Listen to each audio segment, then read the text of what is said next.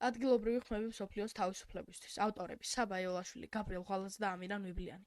ილია ჭავჭავაძე მოღვაწეობდა 1860 წლიდან 1907 წლამდე. ის იყო მწერალი, პოეტი და პოლიტიკური მოღვაწე და მისი გამონათქვამებია.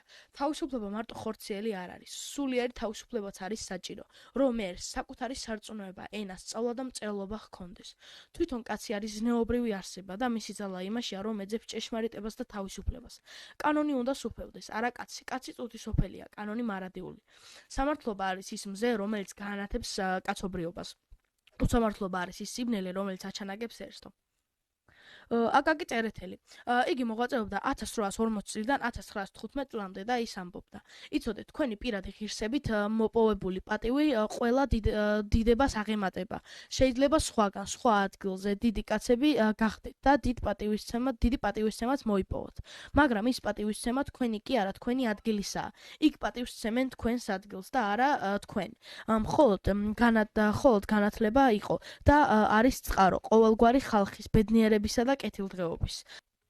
ვაჟა-ფშაველა. იგი მოღვაწეობდა 1861 წლიდან 1915 წლამდე და მის გამონათქვამებში იგი ამბობდა: მეგობარო, დღეს ქალები სთხოვილობენ მამაკაცებთან თანასწორ უფლებას. ძობს მიეცეს თუ არა რა სიტყვი?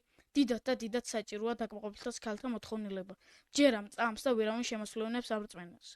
ზოგი ფიქრობს, რომ ჭეშმარიტი პატრიოტიზმი კოსმოპოლიტის გამორიცხავს. ეს შეცდომა. ყოველი ჭეშმარიტი პატრიოტი კოსმოპოლიტია და ყოველი ჭეშმარიტი კოსმოპოლიტი პატრიოტია.